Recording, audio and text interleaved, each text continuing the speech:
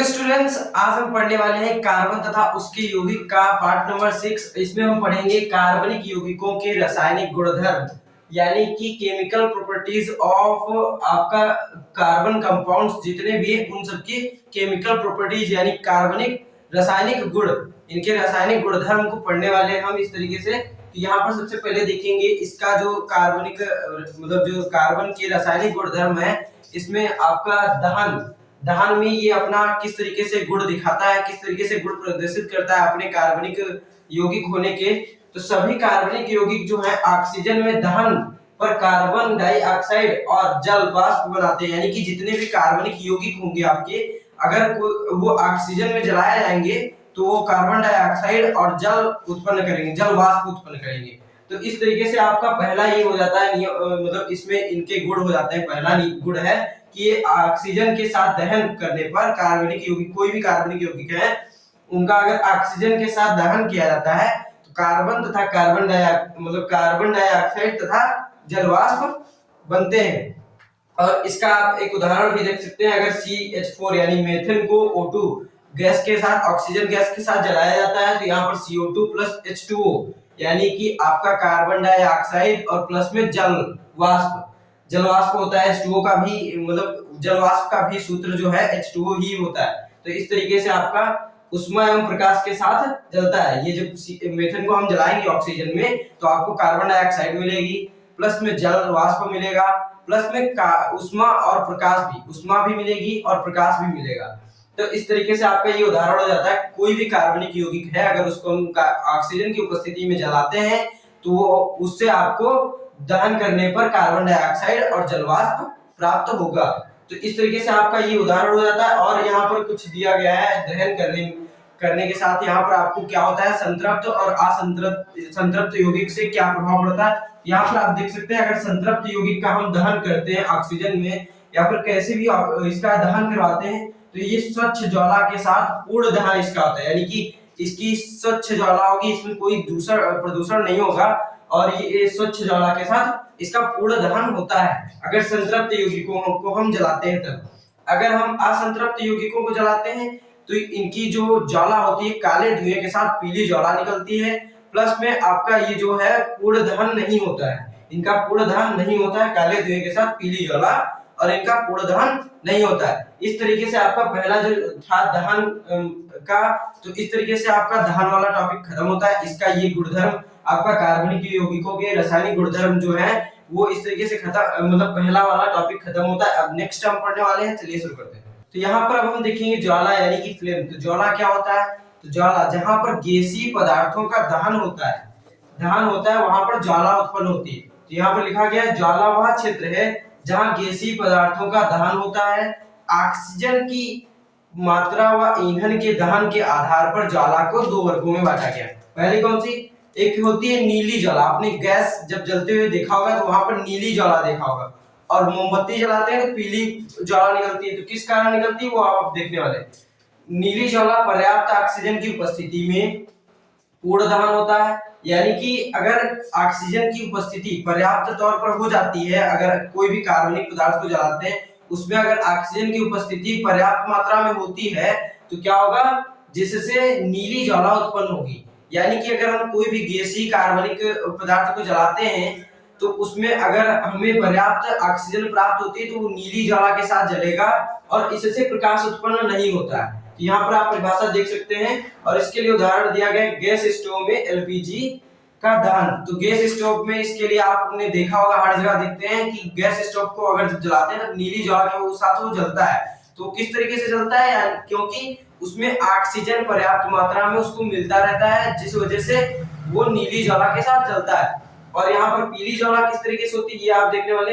यहाँ पीली ज्वाला अपर्याप्त वायु की पूर्ति की स्थिति में, जब हमें मतलब जो गैस है आपकी जलने योग्य, उसमें अगर अपर्याप्त तौर पे हमें वो ऑक्सीजन या फिर गैस वायु दी जाती है तो क्या होगा, वो ईंधन अपूर्ण रहेगा, मतलब पूरी तरीके से ईंधन जल नहीं पाएगा, जिससे हमें पीले रंग का प्रकाश उत्पन्न होता है, पीले रंग का प्रकाश मिलता है और वहां पर ज्वाला पीले रंग की मिलती है। उसी से पीले रंग का प्रकाश होता है, जैसे कि मोमबत्ती आपकी जलती है तो पूरे घर में प्रकाश कर देती है। तो इस तरीके से मोम के वाष्प का जलना, यानी कि अगर मोम के वाष्प को जलाते हैं तो वो पीली ज्वाला के साथ जलता है अपर्याप्त ऑक्सीजन की स्थिति में। तो यहाँ पर इस तरीके से आपका ज्वाला का टॉपिक हो जाता है। अब हम देखेंगे ईंधन। तो ईंधन क्या है?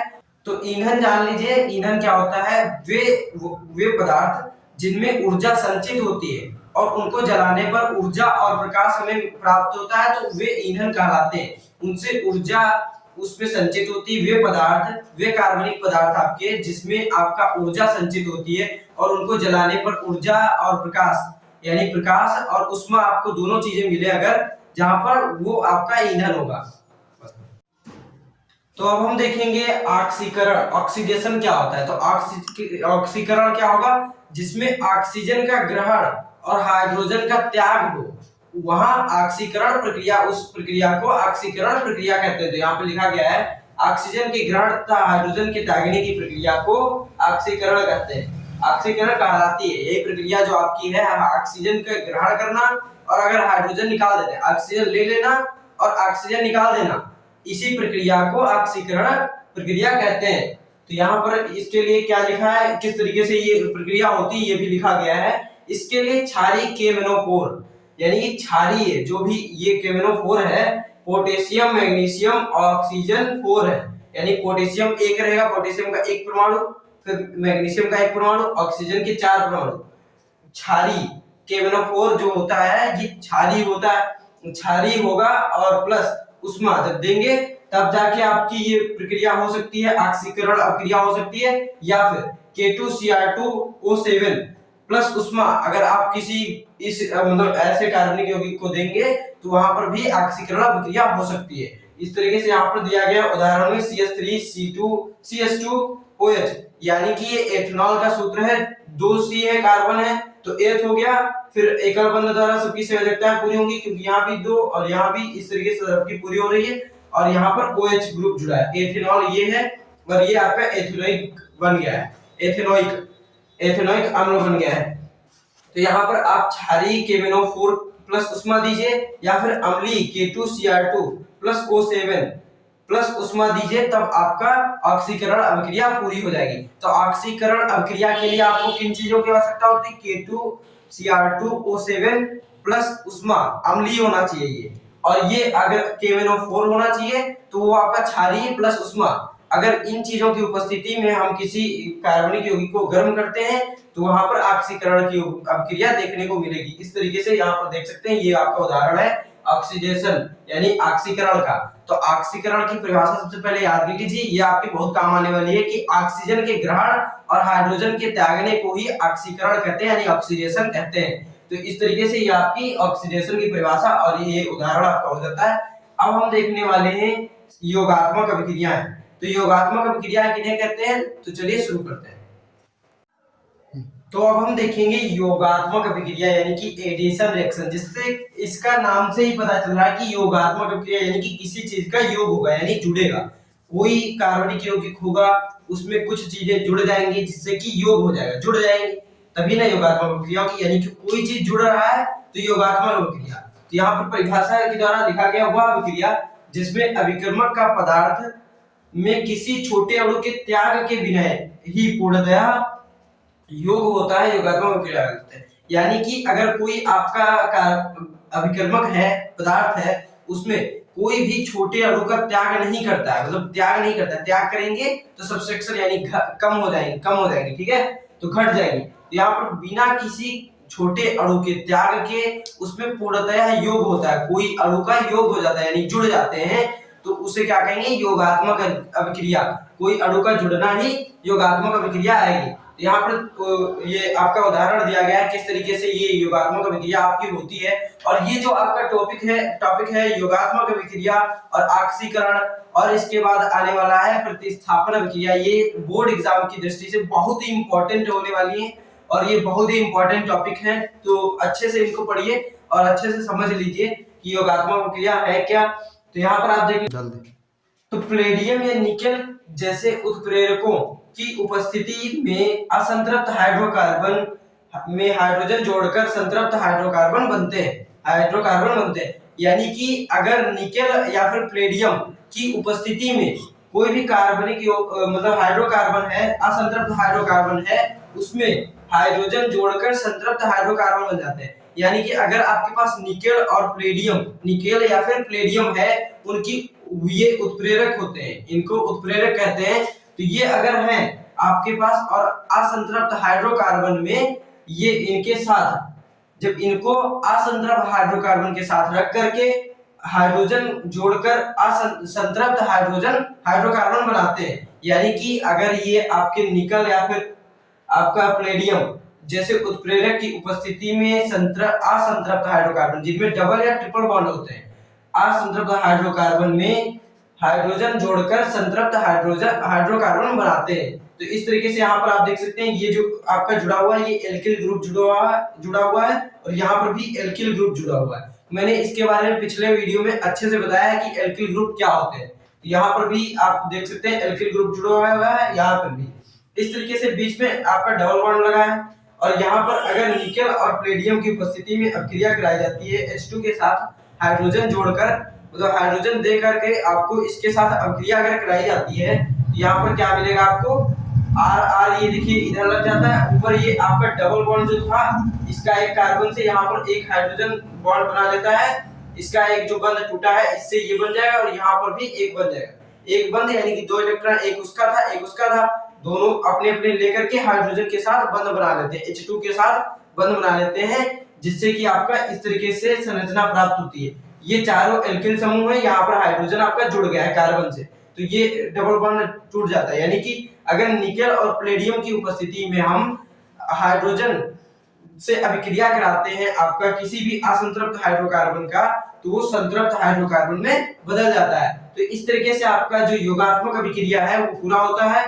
तो अब शुरू करते हैं हम प्रतिस्थापन अभिक्रिया। अब हम देखने वाले हैं मोस्ट इंपोर्टेंट टॉपिक, रिएक्शन जो है प्रतिस्थापन अभिक्रिया, यानी कि सब्स्टिट्यूशन रिएक्शन। तो इसमें क्या होता है, जैसे कि इसके नाम से ही पता चलता है कि प्रतिस्थापन अभिक्रिया, यानी कि किसी को प्रतिस्थापित कर दोगे, उसके स्थान से हटा करके उसके स्थान पर लग जाना ही, यानी कि उसके स्थान पर आ जाना ही प्रतिस्थापन अभिक्रिया कहलाती है। यानी कि आप मान लीजिए कोई एक लाइन लगी हुई है किसी चीज की, जिसमें आप किसी व्यक्ति को हटा करके उसकी जगह पर आप लग जाते हैं, उसी को प्रतिस्थापन अभिक्रिया कहेंगे। तो ये आपके ये परमाणु और अणुओं के मध्य जब होती है, तो ये प्रतिस्थापन अभिक्रिया इस तरीके से होगी। वे अभिक्रियाएं जिनमें कार्बनिक अणु, यानी कि कार्बनिक अणु जो होंगे के किसी एक या एक से अधिक परमाणु या परमाणु समूह, किसी एक या एक से अधिक, एक या फिर एक से अधिक परमाणु या परमाणु समूह द्वारा किसी अन्य परमाणु या परमाणु समूह के द्वारा प्रतिस्थापन हो जाता है, प्रतिस्थापन अभिक्रिया कहलाती है। यानी कि जब कोई एक या एक से अधिक परमाणु किसी अन्य एक या एक से अधिक परमाणु द्वारा प्रतिस्थापित हो जाते हैं, तो उसे प्रतिस्थापन अभिक्रिया कहेंगे। तो वे कार्बनिक अभिक्रियाएं, वे अभिक्रियाएं जिनमें कार्बनिक अणु के किसी एक या एक से अधिक परमाणु या परमाणुओं के समूह का किसी अन्य परमाणु या परमाणु समूह के द्वारा प्रतिस्थापन हो जाता है, प्रतिस्थापन अभिक्रिया कहलाती है। जैसे क्लोरीनीकरण, तो ये प्रतिस्थापन अभिक्रिया की मोस्ट इंपोर्टेंट आपका उदाहरण है क्लोरीनीकरण। तो क्लोरीनीकरण में होता क्या है, क्लोरीनेशन में हाइड्रोजन परमाणुओं के क्लोरीन परमाणुओं द्वारा प्रतिस्थापित, यानी कि हाइड्रोजन परमाणु जो है वो क्लोरीन परमाणु द्वारा प्रतिस्थापित हो जाएंगे, द्वारा प्रतिस्थापित होने की क्रिया को क्लोरीनीकरण कहते हैं। यानी कि हाइड्रोजन परमाणु जो है वो क्लोरीन परमाणु द्वारा प्रतिस्थापित हो जाएंगे, जिसे ही हम क्लोरीनीकरण कहेंगे। क्लोरीनीकरण क्या होती है, जिसमें हाइड्रोजन परमाणु क्लोरीन परमाणुओं द्वारा प्रतिस्थापित हो जाते हैं, उसे क्लोरीनीकरण कहते हैं। तो यहाँ पर आप देख सकते हैं उदाहरण में भी यही दिया गया कि मेथेन की क्रिया सूर्य के धुंधले प्रकाश की उपस्थिति में, मेथेन जो होता है उसकी जब क्रिया, कार्बनिक अणु है ये मेथेन CH4, उसी को मेथेन कहते हैं। तो ये जो मेथेन है उसकी सूर्य के धुंधले प्रकाश की उपस्थिति में जब हम क्लोरीन से अभिक्रिया कराते हैं, क्लोरीन के ऊपर धुंधले प्रकाश की उपस्थिति में क्लोरीन से क्रिया कराने पर इसके एक एक करके चारों H परमाणु यानी कि हाइड्रोजन परमाणु क्लोरीन द्वारा प्रतिस्थापित हो जाते हैं। इसको हम पूरी तरीके से उदाहरण से देखने वाले हैं किस तरीके से ये प्रतिस्थापित होते हैं, और ये बहुत इंपॉर्टेंट है, तो इसको आप अच्छे से पढ़ लीजिएगा जिससे कि आपको बोर्ड एग्जाम की अच्छे से तैयारी हो सके। और ये मोस्ट है ये योगात्मक या फिर प्रतिस्थापन अभिक्रिया या फिर ऑक्सीकरण, इन तीनों अभिक्रियाओं में से एक ना एक अभिक्रिया या फिर ये तीनों कभी कभी तीनों अभिक्रियाएं आती ही आती हैं, ये 100% तय रहता है हमेशा। ये बहुत ही इंपॉर्टेंट रिएक्शंस हैं आपके इस चैप्टर्स की, तो ये आप ध्यान रखिए क्लोरीनीकरण। और यहाँ पर मेथेन में CH4 होते हैं, और इसका जब क्लोरीन के साथ सूर्य के धुंधले प्रकाश के साथ जब अभिक्रिया कराते हैं तो जो CH4 है उसमें हाइड्रोजन 4 है ना, तो उसके हाइड्रोजन परमाणु क्लोरीन परमाणुओं द्वारा एक एक करके सभी हाइड्रोजन परमाणु प्रतिस्थापित हो जाएंगे, जिसे ही हम क्लोरीनीकरण कहते हैं। और यहाँ पर इसी तरीके से आपका ये अभिक्रिया पूरा होगा, और यहाँ पर उदाहरण को हम पूरी तरीके से करके देखने वाले हैं किस तरीके से आपका ये होता है, कि किस तरीके से आपका Cl जो है हाइड्रोजन परमाणु को प्रतिस्थापित करेगा। तो चलिए शुरू करते हैं। तो यहाँ पर हम देखेंगे प्रतिस्थापन अभिक्रिया का क्लोरीनीकरण जो था उसका उदाहरण। तो क्लोरीनीकरण प्रतिस्थापन अभिक्रिया में किस तरीके से होता है? प्रतिस्थापन अभिक्रिया यानी कि किसी परमाणु को प्रतिस्थापित करेगा या फिर परमाणु के समूह को। तो यहाँ पर देखेंगे आप, तो CH4 यानी कि मेथेन से क्लोरीन का एक अणु है, ये जब करता है धुंधले प्रकाश के साथ क्रिया, मतलब कि H किस चीज को प्रकट कर रहा है कि धुंधला प्रकाश है, सूर्य के धुंधले प्रकाश को H द्वारा दिखाया जा रहा है यहाँ पर कि मेथेन जो है उसके साथ जब क्लोरीन का एक अणु क्रिया करके सूर्य के धुंधले प्रकाश के साथ कराएंगे तब CH3 और Cl प्लस HCl, यानी कि इसका जो Cl2 था, Cl2 एक Cl इसके साथ जुड़ जाएगा, और इसका जो एक H है, मतलब कि 4 H है उसमें से एक H है, वो इसके एक Cl के साथ HCl बना लेगा। HCl अम्ल होता है, हाइड्रोक्लोरिक अम्ल। तो CH3 मेथिल क्लोराइड बन जाता है। इस तरीके से आपका ये HCl अम्ल हाइड्रोक्लोरिक एसिड बन जाता है। तो यहाँ पर इस तरीके से आप देख सकते हैं मेथेन के साथ क्लोरीन अणु का जब धुंधले प्रकाश की में हम इसका क्रिया कराते हैं तो मेथिल क्लोराइड और प्लस हाइड्रोक्लोरिक एसिड प्राप्त होता है। फिर इस तरीके से यहाँ पर आप देखते हैं H एक कम हो चुका है और Cl जुड़ चुका है। अब जब इस वाले में मेथिल क्लोराइड में हम Cl2 का फिर से करवाएंगे अभिक्रिया धुंधले प्रकाश के साथ, तो यहाँ पर आप देखेंगे CH3Cl प्लस Cl2, इससे फिर से एक H निकाल के उसको HCl के साथ ले ली जाएगा। इसका जो Cl2 है उसका एक Cl H के साथ HCl बना लेता है, और जो CH3 है उसके साथ मतलब CH3 का एक H उधर चला गया तो CH2 बचा, CH2 Cl2 2 हो गया Cl2। तो इस तरीके से CH2 Cl2 हो जाता है प्लस HCl मेथिलीन डाइक्लोराइड। इस तरीके से आपका बन जाता है मेथिलीन, CH2 मेथिलीन हो गया और डाइक्लोराइड Cl2 डाइक्लोराइड Cl2 हो जाएगा प्लस HCl। फिर आप इसके साथ जब आपका क्लोरीन अणु के साथ क्रिया कराएंगे तो यहाँ पर आप देखेंगे CH2 प्लस Cl2 है, तो CH2 Cl2 प्लस Cl2 जब इसका कराएंगे तो एक H इसके Cl के साथ चला गया, HCl बना लिया, और एक जो यहाँ पर एक H हट गया ना तो CHCl3 हो जाएगा, एक H इसके साथ जुड़ जाएगा तो Cl3 CHCl3 हो गया। क्लोरोफॉर्म इसका कहते हैं, इसका नाम होता है क्लोरोफॉर्म। तो इस तरीके से आप ये बन जाता है। फिर CHCl3 के साथ जब क्लोरीन अणु के साथ अभिक्रिया कराते हैं धुंधले प्रकाश के साथ तो CCl4 पूरे H आपका उधर विस्थापित हो गए, जिससे कि हाइड्रोक्लोरिक एसिड हर बार बनता गया और आपका इसमें क्लोरीन परमाणु जोड़ते गए। इस तरीके से यहाँ पर CH इस H को हटा देंगे तो इसका Cl आ जाएगा, तो CCl4 हो जाएगा, और एक इससे H जब मिलेगा एक Cl से तो HCl बन जाएगा। तो कार्बन टेट्राक्लोराइड, इस तरीके से आपका ये कार्बन टेट्राक्लोराइड बन जाता है। और यहाँ पर आपका सभी H जो हाइड्रोजन परमाणु थे वो क्लोरीन परमाणु द्वारा विस्थापित हो गए। अब आपके मन में एक विचार आ रहा होगा कि इसको धुंधले प्रकाश में ही क्यों करा रहे हैं? तो धुंधले प्रकाश में इसलिए करा रहे हैं कि अगर हम सीधे सूर्य के प्रकाश से अगर इसकी अभिक्रिया कराएंगे तो इसका बहुत तेज विस्फोट होता है और ये आपकी अभिक्रिया पूरी नहीं हो पाती है। तो इस तरीके से यहाँ पर प्रतिस्थापन अभिक्रिया होती है धुंधले प्रकाश की अवस्था में। ये जो मेथेन से सभी H चारों H को विस्थापित कर Cl परमाणु वहां पर जुड़ जाते हैं और उधर हाइड्रोक्लोरिक एसिड का निर्माण होता है और इधर आपका कार्बन टेट्राक्लोराइड बन जाता है। तो इस तरीके से आपका ये क्लोरीनीकरण अभिक्रिया भी क्लियर हो जाता है। तो इस पार्ट में बस इतना ही। अब हम मिलते हैं अगले पार्ट में, जिसमें हम पढ़ेंगे कुछ महत्वपूर्ण कार्बनिक यौगिक। अभी तक वीडियो को आप लाइक नहीं की तो वीडियो को लाइक कीजिए और चैनल को भी सब्सक्राइब कर लीजिए, जिससे अगला आने वाला वीडियो आपको जल्द से जल्द मिल जाए। और इस वीडियो में अंत तक बने रहने के लिए धन्यवाद और मिलते हैं अगले वीडियो में। तब तक